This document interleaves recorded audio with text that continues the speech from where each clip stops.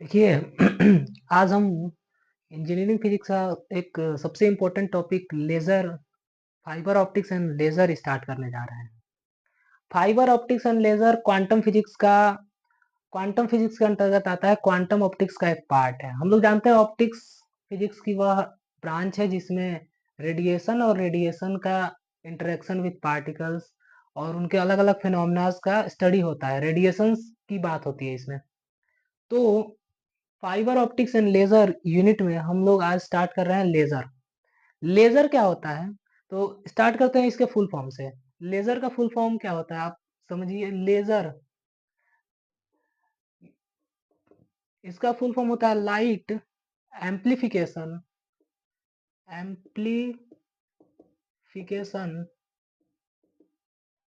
By stimulated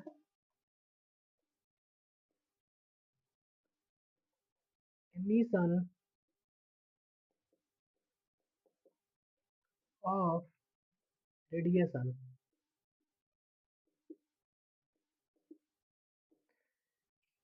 light amplification by stimulated emission of radiation. अब देखिए laser के full form में हमको पता है कि हम देख रहे हैं कि लाइट का एम्प्लीफिकेशन वो भी stimulated emission stimulated stimulated emission of radiation. Radiation के स्टिमुलेटेड एमिशन से लाइट का एम्प्लीफिकेशन किया जाता है। उससे लेजर लाइट प्राप्त होती है कि स्पेशल प्रकार की लाइट होती है। इसकी प्रॉपर्टीज हम लोग देखेंगे आगे। अब देखिए इसमें सबसे इंपॉर्टेंट टॉपिक है स्टिमुलेटेड एमिशन। ये क्या होता है? स्टिमुलेटेड एमिशन के बारे में हम लोग समझते हैं सबसे पहले। तो उससे पहले हम लोग थोड़ा एटॉमिक थ्योरीज के बारे में समझ लेते हैं। एटॉमिक थ्योरी समझने के लिए हम लोग स्टार्ट करते हैं थोड़ा सा फोटो इलेक्ट्रिक। जब रिसर्चेज हो रही थी फोटो इलेक्ट्रिक इफेक्ट,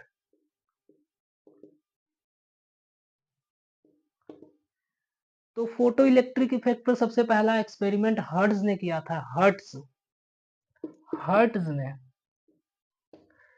इन्होंने पता लगाया था कि किसी भी सरफेस पर, किसी भी मेटल पर अगर रेडिएशन फॉल करती है तो वो रेडिएशन अलग अलग फ्रीक्वेंसी की होगी। एक खास फ्रीक्वेंसी से, एक विशेष फ्रीक्वेंसी से, एक स्पेशल फ्रीक्वेंसी से ज्यादा की फ्रीक्वेंसी वाली लाइट ही उस मेटल शीट से एटम को इजेक्ट करा पाती है। इट मीन्स जो एटम होते हैं, एटम के जो इलेक्ट्रॉन होते हैं वो एक फ्रीक्वेंसी के एक एनर्जी और एक स्पेशल फ्रीक्वेंसी के रेडिएशन से ही इंटरेक्ट करते हैं। किसी भी एनर्जी के किसी भी एनर्जी के रेडिएशन से एटम इंटरेक्ट नहीं करते हैं। दूसरी हम लोग थ्योरी देखे थे बोर्स का atomic model.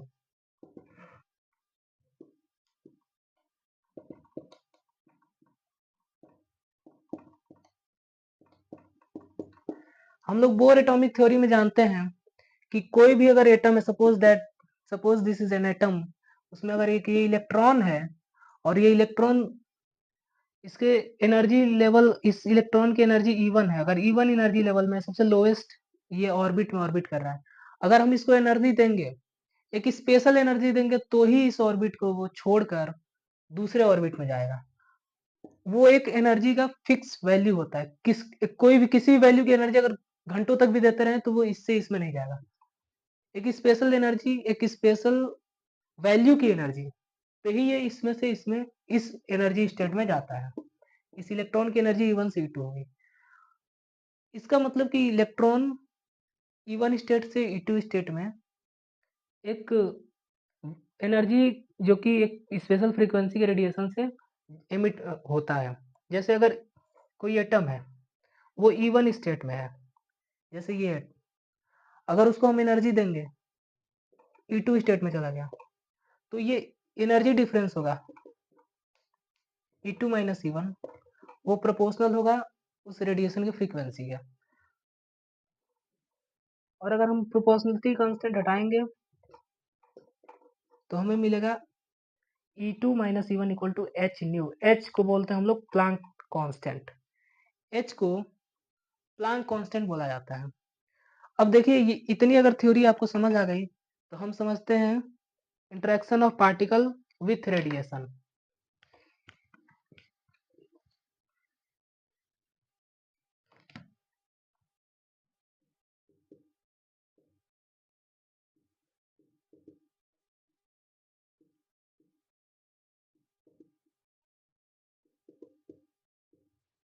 Interaction of particle with radiation.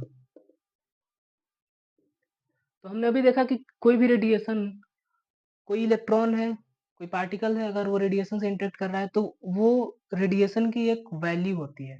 किसी भी वैल्यू के रेडिएशन से कोई पार्टिकल इंटरेक्ट नहीं करता है। अब यहाँ पे हम देखेंगे वो वैल्यू एच न्यू होती है actually, H nu where H is Planck constant. अब देखिए अगर किसी एटम को हम लोग एक्सटर्नल एनर्जी देते हैं तो वो E1 स्टेट से E2 स्टेट में चला जाता है, यहाँ से यहाँ पे, मतलब उसकी एनर्जी बढ़ जाती है। तो इंटरेक्शन इसी को बोलते हैं, मतलब कि E1 से E2 में चला गया इंटरेक्ट करके, तो हम लोग इसको बोलते हैं एब्जॉर्प्शन।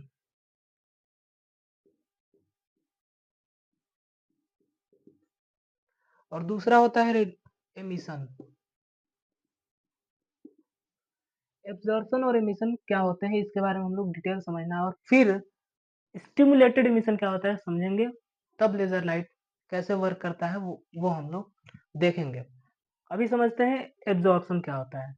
तो एब्जॉर्प्शन, कोई भी एटम, उसकी टेंडेंसी होती है कि वो हमेशा लोअर स्टेट में रहे, कम से कम उसकी एनर्जी वो, क्योंकि एनर्जी कम रहेगी तो वो स्टेबल होगा। अब एनर्जी कम से कम रखने की वो टेंडेंसी क्यों रखता है, अगर इसमें रीजन ढूंढेंगे तो वो काफी कॉम्प्लिकेटेड हो जाएगा, उसका रीजन हम नहीं समझेंगे।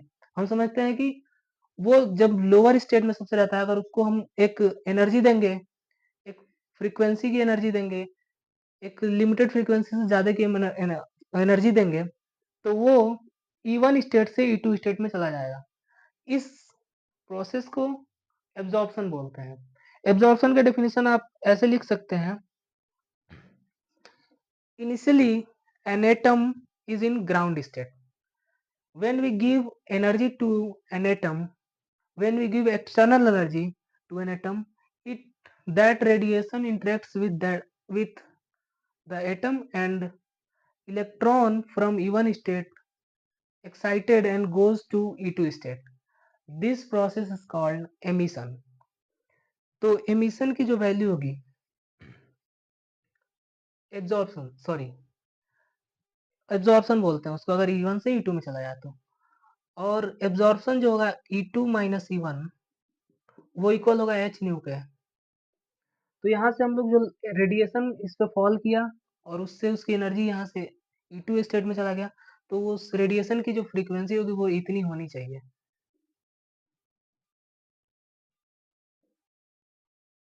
ये होता है एब्जॉर्प्शन। अब समझते हैं एमिशन क्या होता है। अब देखिए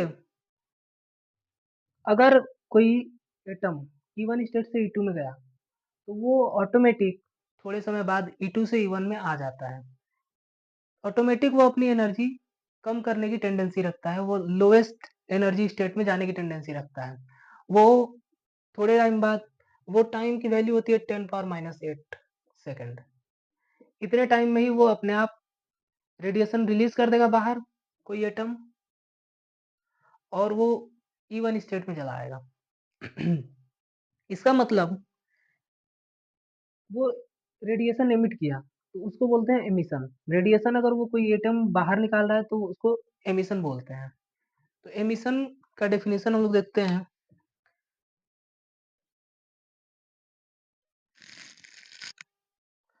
the atom in excited state automatically decay and comes into ground state. This process is called emission.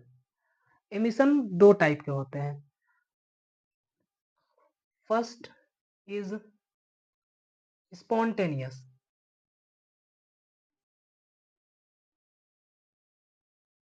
और सेकेंड इज stimulated।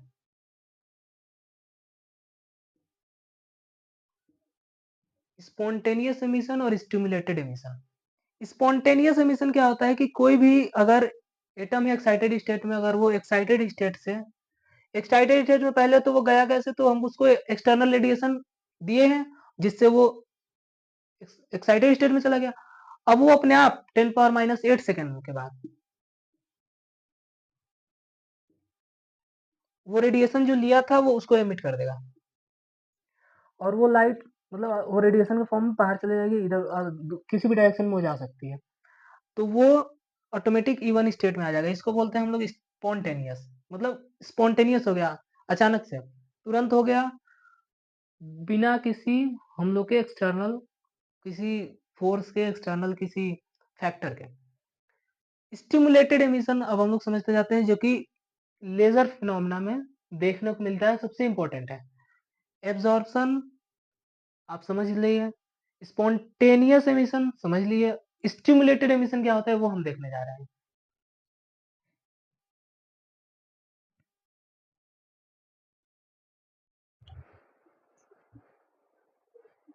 तो चलिए अब देखते हैं स्टिमुलेटेड एमिशन क्या होता है। स्टिमुलेटेड एमिशन,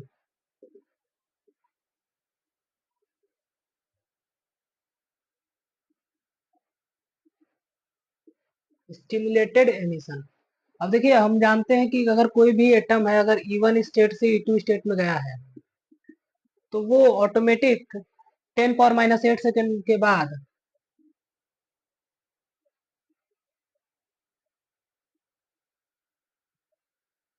रेडिएशन एमिट कर देगा और फिर से E1 स्टेट में वापस आ जाएगा। इसको बोलते थे स्पॉन्टेनियस एमिशन। लेकिन अगर इसी एटम को जो एक्साइटेड स्टेट में 10⁻⁸ सेकेंड से पहले, उससे कम समय में भी पहले ही, अगर इस पे बाहर से सेम एनर्जी का, जितना इनके बीच एनर्जी गैप है, जितना एनर्जी लगा था इसको इतने से इस E2 स्टेट में जाने में, उतने ही एनर्जी का अगर इसको रेडिएशन मिल जाए, तो वो 10⁻⁸ सेकेंड से पहले ही वो E1 स्टेट में चला आता है।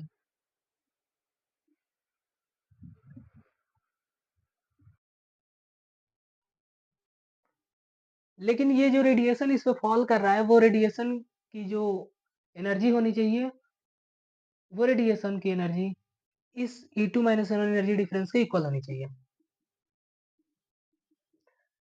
अगर वो इतना एनर्जी का इस पे पड़ता है रेडिएशन, तो वो इस एटम को स्टिमुलेट करेगा, और यहाँ आने के लिए, स्टिमुलेट मतलब होता है उकसाना, उत्तेजित करना, मतलब अगर वो अभी थोड़े देर बाद आता लेकिन और पहले ही आ जाएगा।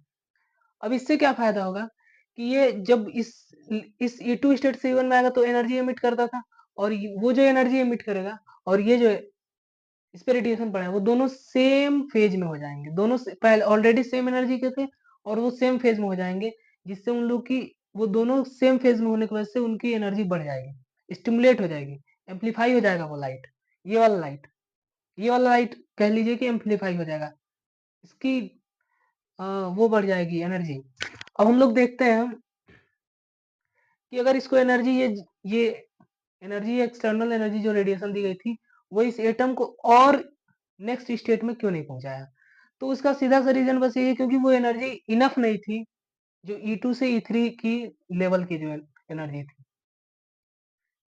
वो उतनी इनफ नहीं है। अगर उतनी रहे तो वो E2 से E3 में चला जाएगा, लेकिन वो हम कह रहे हैं कि E1 इन दोनों के डिफरेंस के इक्वल की एनर्जी अगर इस पे पड़े, की रेडिएशन अगर इस पे पड़े, तो वो इस एटम को स्टिमुलेट कर देता है दोबारा इसमें आने के लिए, और पहले ही 10⁻⁸ सेकेंड में आना होता है, पहले ही आ जाता है, स्टिमुलेट हो जाता है, जिससे और ये जो लाइट रेज निकलती है वो एम्पलीफाई हो जाती है, ये दोनों फेज एक सेम फेज में होते हैं, इसलिए, और इसलिए ये जो लाइट बाहर निकलती है इस प्रोसेस द्वारा, स्टिमुलेटेड एमिशन द्वारा, लाइट एम्पलीफाई हो जाती है, ये जो लाइट थी वो एम्पलीफाई हो गई, और इसी को बोलते हैं लेजर फिनोमेना। लेजर फिनोमेना में भी जब हम लोग जो अलग अलग प्रकार के लेजर होते हैं, हम लोग देखेंगे कि यही फिनोमेना होता है।